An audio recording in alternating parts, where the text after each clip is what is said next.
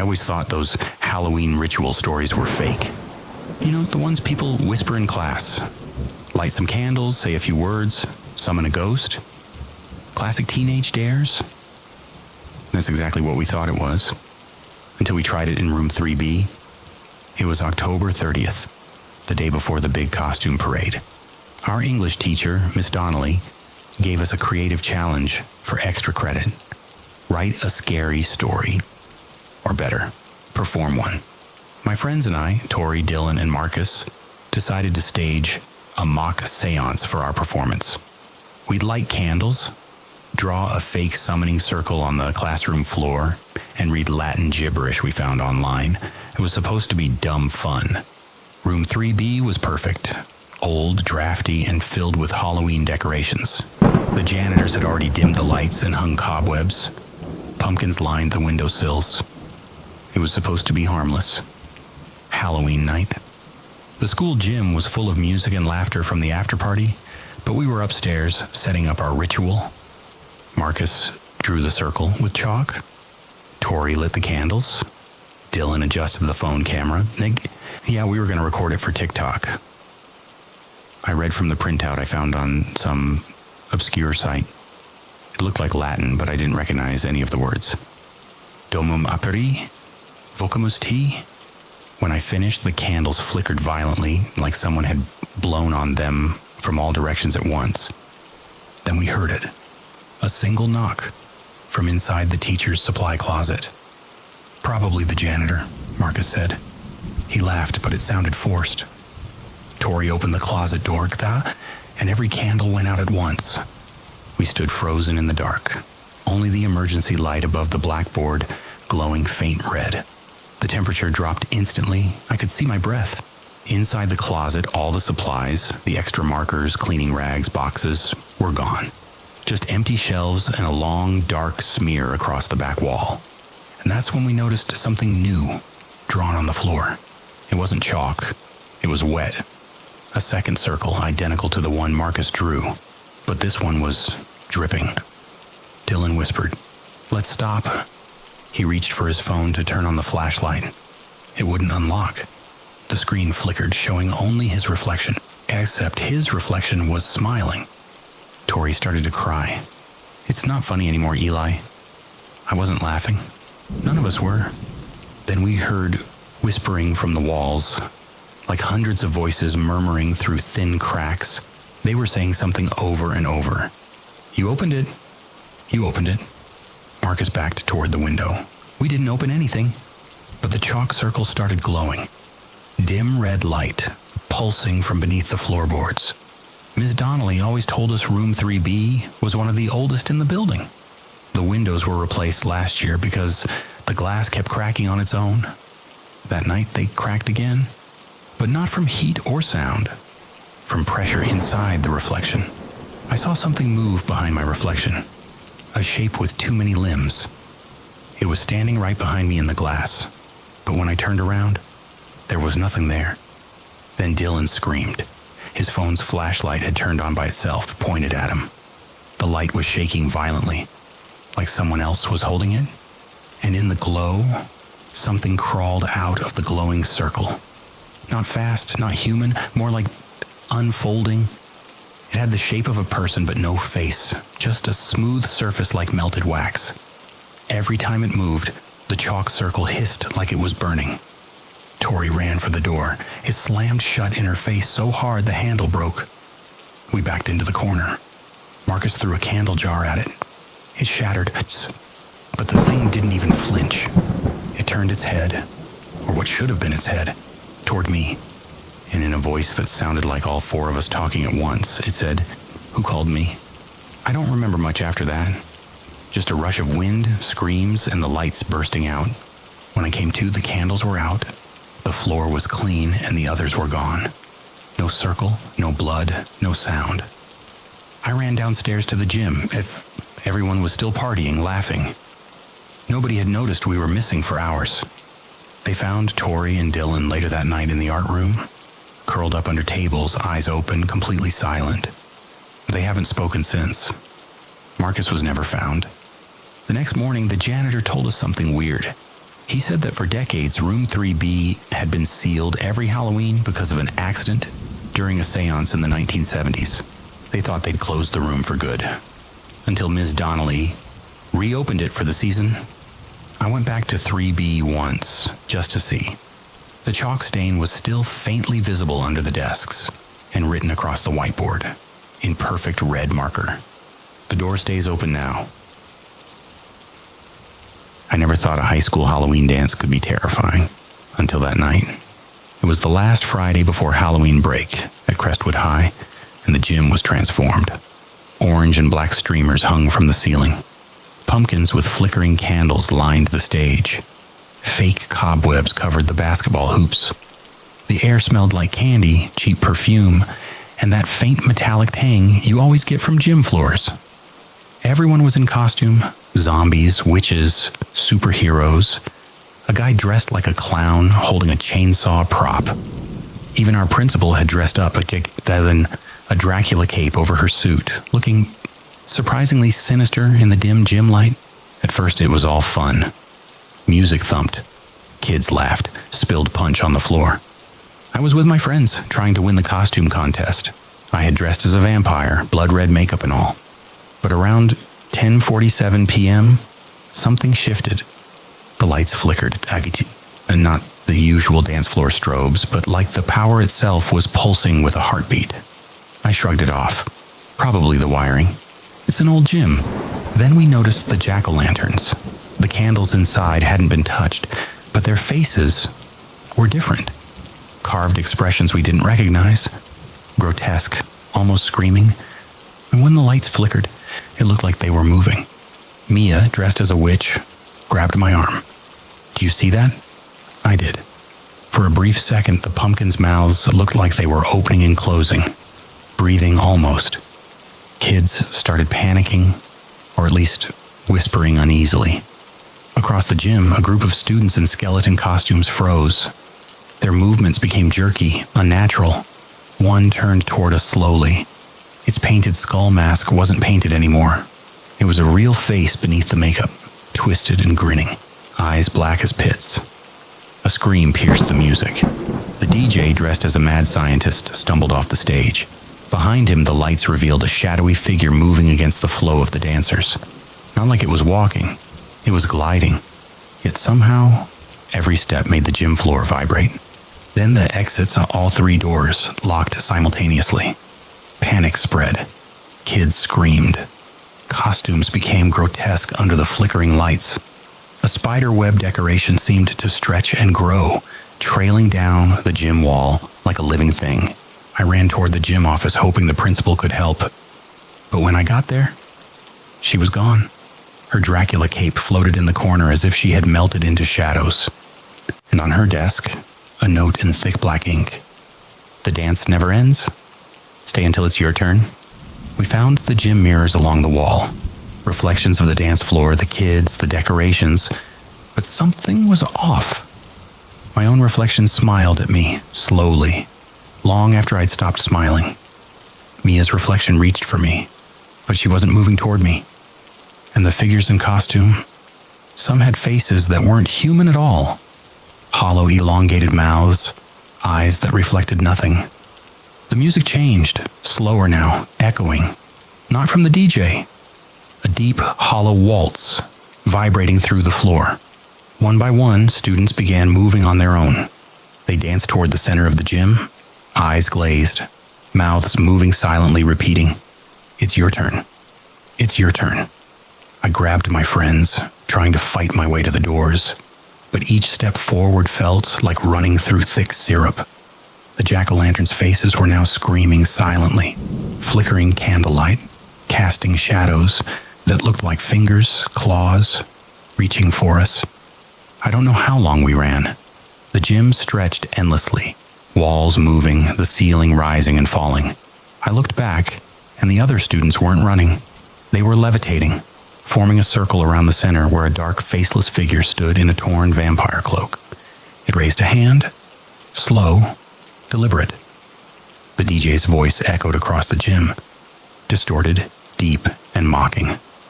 "Welcome to the eternal dance." I screamed. The doors opened suddenly. A flash of moonlight hit the floor. We ran outside. The gym doors slammed shut behind us. But every Halloween after that, I swear I can hear the waltz. From somewhere deep inside Crestwood High, and it's calling my name. Everyone had called it the last great Halloween bash, but no one talks about it anymore. Not after what happened. I was a senior that year, class of 21, and our school finally lifted the no-party rule for Halloween. The student council transformed the main hallway into a carnival. Orange lights, fake tombstones, a fog machine humming by the lockers. Every classroom became a haunted room with games and snacks. It was supposed to be fun. And for the first couple of hours it was. The air smelled like pumpkin spice and candy corn. People were laughing, their voices muffled under plastic masks and makeup. There were vampires, angels, mummies, clowns, a mix of cheap costumes and elaborate ones. But there was one costume that didn't fit. One no one recognized. He stood near the trophy case, tall, too still to be casual. His mask was weird. Not plastic, not rubber. It looked stitched together like pieces of real skin. Pale, with a crooked smile carved into it. I figured it was a prank. Some senior trying to win scariest costume. But when I looked again, he was gone. Later during the costume parade, I saw him again. Same spot, same posture, no sound. I nudged my friend Brianna. "Who's that guy?" She squinted through her glittered cat mask. "Dunno, maybe from another school?" That was the first lie we told ourselves that night. Around 9:15, the power flickered. Everyone cheered, thinking it was part of the show. Then, half the lights went out completely. The decorations suddenly didn't look cute anymore. The fake cobwebs hung heavier like wet hair. The paper skeletons on the lockers seemed to twist in the darkness, limbs bending where they shouldn't. And from the far end of the hallway, a sound echoed. Tap, tap, tap, like someone dragging a long fingernail across the metal lockers. The teachers tried to calm everyone. Mr. Lewis, our physics teacher, joked that it was the janitor's ghost. Everyone laughed nervously.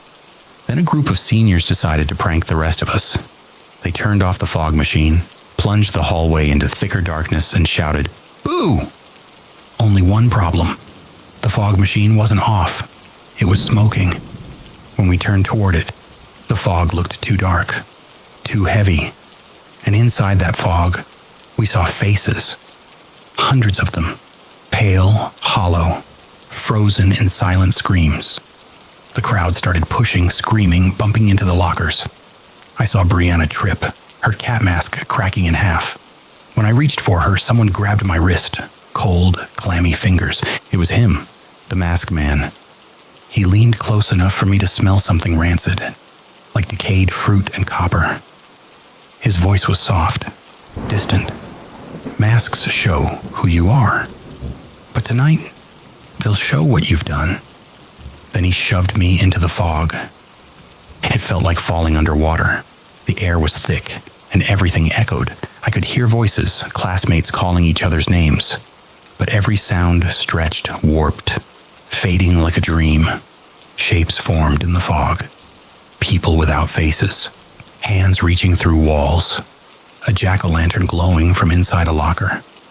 I saw Brianna again, or at least something wearing her costume, standing perfectly still, her mask reattached and smiling too wide. "It's not a party anymore," she whispered. "It's a showing." I stumbled toward the exit, but the hallway wasn't the same. The lockers weren't metal anymore. They were wooden doors, each with a mask hanging on a hook. Dozens, maybe hundreds of them. Some were cracked, some bleeding, some still whispering faintly. Every time I passed one, it whispered my name. "Eli, Eli, don't take off your mask." At the end of the hall stood the stranger again. He motioned for me to approach. Behind him, the banner that once read, "Happy Halloween," now said, "The mask fits everyone eventually." I don't remember escaping. I woke up in the nurse's office at sunrise. The school was empty. No students, no teachers, just rows of costumes hanging neatly, all facing the hallway. They said it was a gas leak, that the smoke caused hallucinations, panic, and memory loss. But I know what I saw, because when I went home that night, I found a box waiting on my porch. Inside was a mask, the same one the stranger wore. The stitches were fresh, and underneath it was a note, written in my own handwriting. Don't forget to wear this next Halloween. Halloween week was always chaos. Costume contests, candy giveaways, and that weirdly competitive pumpkin carving event in the art room. Evergreen High Class 2A. This year was my first time entering. I didn't even want to, but Miss Holloway, our art teacher, insisted. You've got good hands, Eli. Try something creative this Halloween. If I'd known what that really meant, I never would have picked up the knife. The rules were simple. Bring your own pumpkin. Carve it during class. Display it in the hallway for the pumpkin parade. 30 of us showed up that Friday after school, our desks covered in plastic sheets and carving tools. The whole room smelled like pumpkin guts and candle wax. The windows were foggy from the autumn rain outside. The air felt heavy, like the room was holding its breath. Miss Holloway turned off the main lights so we could feel the Halloween mood. Orange lamps glowed dimly around us. Everyone was laughing, joking, stabbing into pumpkins. Except me. My pumpkin was different. When I cut into it, the flesh inside wasn't orange. It was a pale gray, almost like skin. At first I thought it was a trick pumpkin, a prank. But when I looked closer, the surface wasn't smooth. It had pores. Then, just as I began to carve the eyes, I heard a whisper. Not there. I froze, looked around. No one had said anything. But I could feel something like breath coming from inside the pumpkin. I leaned closer. It whispered again. Lower. I told Miss Holloway something was wrong with mine. She smiled too calmly. Some pumpkins choose their artist. She walked away before I could respond. I noticed her desk then, covered in half-carved pumpkins, all with unsettlingly human features. Some looked like students. One even looked a bit like her. That's when I realized something weird. Every time someone finished their carving, Ms. Holloway would take the pumpkin to the front and whisper something to it before setting it on the shelf. The candles inside each one flickered blue instead of orange. By 7 p.m., everyone's pumpkins were lined up. The hallway looked incredible. Glowing orange and blue, shadows dancing on the lockers. But then, one of the freshmen screamed. Her pumpkin, the one she'd carved into a happy cartoon ghost, now had her exact face. Even the tiny birthmark under her eye. Everyone laughed nervously, saying maybe she'd carved it that way as a joke. But one by one, the pumpkins started changing. Smiles twisted, eyes sunk deeper. The light inside them flickered red like embers. And when I turned to look at mine, it was smiling like me. Wide, crooked, perfectly wrong. Ms. Holloway clapped her hands. Beautiful work, everyone. Let's give them life. She dimmed the lights completely. For a moment, the hallway glowed softly. Then each pumpkin blinked. Not flickered. Blinked. The room erupted in screams. Students backed away as their own carved faces twisted, candles bursting into flames inside the pumpkins' mouths. The smell of burning filled the hall. Not pumpkin spice. Flesh. One of the boys kicked his pumpkin. It rolled, cracked, and something wet spilled out. Not seeds. Teeth. Mine started laughing, the same laugh I make when I'm nervous. You made me. You made me. I tried to smash it with my carving knife, but it dodged, literally rolled away on its own. The others began tumbling off the tables, bumping into walls, climbing over desks. their carved mouths opening wider. Miss Holloway stood by the door smiling. Every artist leaves a piece of themselves behind. Her shadow stretched unnaturally long across the floor. In it, I saw dozens of tiny faces, students' faces, screaming silently. The next morning, half the school was closed off. They said an electrical fire started in the art room during the contest. No one could find Miss Holloway. Most of the pumpkins were gone too, except one. Mine. It sat in the middle of the hallway unburned, its candle still flickering blue. When I got closer, I saw something new carved under the chin. Next year, I'll carve you better. Every October, put on a Halloween play. It wasn't optional. Drama students had to participate. Eastwood High. This year, the show was called The Masquerade of Shadows, a gothic tragedy written decades ago by an unknown playwright. I was just the stagehand. I didn't act, didn't sing, didn't care. I just handled the lighting and sound. But now, and I wish I'd never stepped inside that auditorium. The auditorium was freezing that night. The red curtains hung heavy with dust, and the old wooden stage creaked whenever you took a step. Our drama teacher, Mr. Carlyle, was pacing with his script. "Remember, everyone," he said, "tonight's rehearsal is full dress. Costumes, makeup, and all. We want to capture the spirit of Halloween." The costumes had been delivered that morning. Antique clothes from some old theater company that went bankrupt decades ago. They looked too real. The lace collars were yellowed, the buttons were bone white, and the masks didn't look like props, they looked worn. The play started simple, a masquerade ball set in an old mansion. Students danced under flickering chandeliers while eerie violin music played from the speakers. Then came the first line. "Welcome to the Masquerade of Shadows. None may leave until the truth is revealed." Everyone laughed the first time they rehearsed it. But this time, the lights dimmed on their own, the microphone cut out, and the voice didn't come from the actor. It came from the back of the room. We all froze. Mr. Carlyle turned slowly, his flashlight trembling. "Who said that?" No one answered. During the next scene, the actors had to wear masks. One of them, Mia, whispered to me backstage, "These masks smell weird, like old books and metal." She was right. When I picked one up, the inside was damp. The fabric lining had dark stains, like dried blood. But what really got me was when I put one on the dummy to test lighting. Its eyes moved. I swear I saw the fabric ripple like it was breathing. Halloween night, showtime. The auditorium was packed. Parents, teachers, even local reporters. The energy was electric.